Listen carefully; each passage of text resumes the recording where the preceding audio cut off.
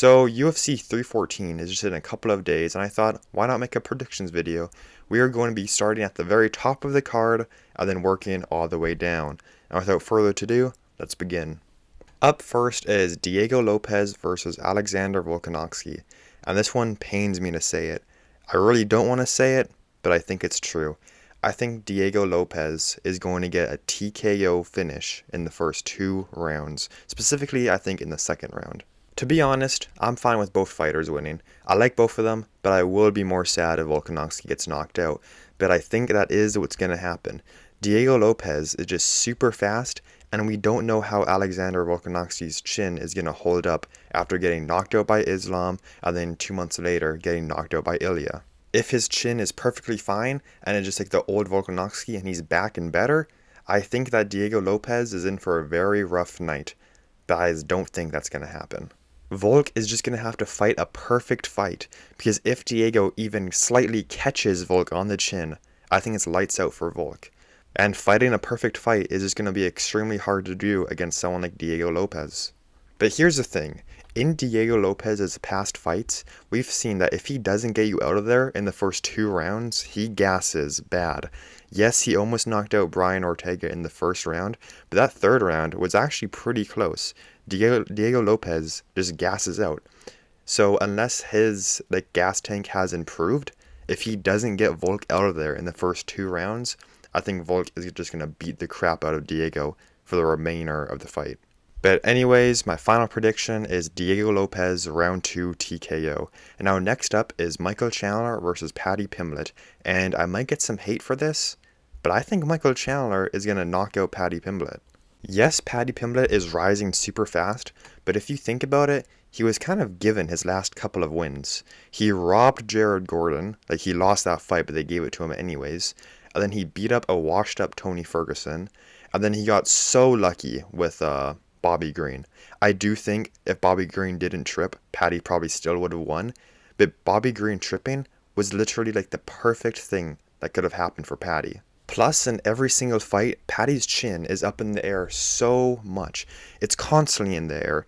And I just think if you're next to someone as elite as Michael Chandler, he's going to catch your chin, and one punch from Michael Chandler is going to put your lights out. I know Michael Chandler has lost his last 3 fights, but he almost beat Dustin, Justin, and Oliveira. He almost beat all of those guys, and they're elite fighters. They're the best of the best. Can we really see Paddy Pimblett almost beating all of those guys? And of course it is a Michael Chandler fight, so there is a chance that he does something stupid.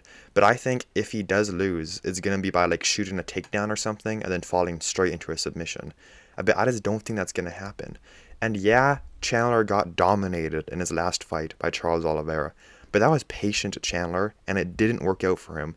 The one time he actually let his hands go, he almost finished Oliveira. So I think if he fights like he used to fight against Paddy Pimblett, he's just going to knock him out in the first 3 rounds. I'm going with Iron Michael Chandler for a round 3 TKO. We've seen Michael Chandler go all 5 rounds and still have a lot of gas in the tank left. Whereas I don't think we've seen Paddy Pimblett in one 5-round fight. So his gas tank might not be as good. But at the end of the day, we'll see. Will Michael Chandler do something stupid and get submitted? Who knows? Let's find out. Now let's move on to Bryce Mitchell versus Gene Silva. And this one also pains me to say, because I want Bryce Mitchell to win. I do, but I think Gene Silva is going to knock him out in the first 2 rounds. I think the second round, Gene Silva is going to knock out Bryce Mitchell with a TKO. I just think Gene Silva is faster, stronger, tougher, and just all around better. There is a chance that Bryce Mitchell might take him down and just finish him with ground and pound, but I just don't think that's going to happen. And I think Gene Silva is undefeated. If he's not undefeated, he's definitely undefeated in the UFC. And I just think he's going to beat Bryce Mitchell. Gene Silva has been rising rapidly, whereas Bryce Mitchell has kind of been lose, win, win, lose. He got knocked out brutally by Josh Emmett, but I don't think that'll really play a factor. Now let's move on to Yair Rodriguez versus Pitbull. And Pitbull, congratulations, you're gonna lose by decision. Welcome to the UFC. Your little fluke win over Michael Chandler in Bellator isn't gonna help you here. You're not gonna be able to handle Yair's kicks, and you're just gonna lose. Simple as that. But to be completely honest, I do think there is a chance that Pitbull cracks Yair when he throws a kick, just like how Volk did to Yair, but I just don't see that happening. But anyways, let's move on to Nikita Krylov versus Dominic Reyes. And I'm going with Nikita Krylov via round 2 TKO. I had no idea who Krylov was while making this video, but after watching a couple of his fights, I just don't see a way where Dominic Reyes can win this fight. He has knockout power, he has good submissions, he just has everything, whereas Dominic Reyes just kind of needs to knock him out, but I don't think that's going to happen. If this was the Dominic Reyes that beat John Jones, I would probably pick Dominic Reyes, but he fell off bad, and he didn't even look good against Anthony Smith, and that's Anthony Smith. To be fair, Anthony Smith is the GOAT. He's the Lionheart. But I just don't see Krylov losing to Dominic Reyes, who's fallen off so much. But that being said, Krylov hasn't been super active recently. His last fight was in 2023 because he's recovering from a shoulder injury. So we'll see how much he's recovered in this fight. But I think he can do enough to knock out Dominic Reyes in the second round. Next up is Dan Ige versus Sean Woodson. And I think Sean Woodson is going to win this by decision. He has good kickboxing, he has good boxing, he can keep Dan Ige at range, and Dan Ige is just kind of mid. But to be fair, if he catches Sean Woodson, he will put him out. But I just don't see him catching him at all. Sean Woodson has had some pretty good head movement recently. And Sean Woodson is just overall better than Dan Ige. I know Dan Ige did pretty good against Diego Lopez when they fought, but to be honest, I think that whole short notice stuff was actually harder on Diego Lopez than it was on Dan Ige, even though Dan Ige accepted the fight with like 6 hours notice. And now we're getting to the part where I'm going to butcher some of these names, but here we go. Next up is Yan Jianan versus Verna Jandriaboa. That's definitely not how you say her last name, but let's just move on. I think Verna is going to get a submission in round 3 or win by decision. She's just better on the ground. I think she'll be able to take Yan down and just like submit her or just lay on top of her for the entire fight. Yes, there is a chance that Yan sleeps her, but like we've all seen how strikers versus grapplers go most of the time. Verna is most likely going to win this. I'm actually excited for this next fight. It's Chase Hooper versus Jim Miller, and I think Chase Hooper is going to win via submission in the second round. Just like the main and co-main event, this is kind of like the old generation versus the new generation. And in this fight, I think the new generation is going to absolutely destroy the old generation. Chase has just been absolutely destroying everyone on the ground. And he even has like good hands. He's not just one-dimensional. He's been submitting people. It's like, it doesn't even look fair when they get to the ground with Chase Hooper because he's just that good at grappling. And I know Jim Miller has a lot more experience than Chase, and he has more like those veteran like tricks up his sleeve, but I just don't see him winning. But if he somehow chins Chase Hooper, that would probably be like one of the most crazy moments on this card. I just think Chase Hooper is going to be too much for Jim Miller on the feet, and then when they get to the ground, it's just going to be like absolute destruction. Next up is Darren Elkins versus Julian Erosa, and I think Julian Erosa is going to win this by decision.